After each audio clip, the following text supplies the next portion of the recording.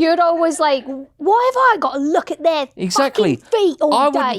Havana says, I have a genuine fear of mouth noises, like snoring and eating and breathing. Not on holiday, because you got to give people a pass on holiday. But see if we're just like in a restaurant or something. No, like, or if we're in the pub and it's the summer and one of the boys are wearing Havianas.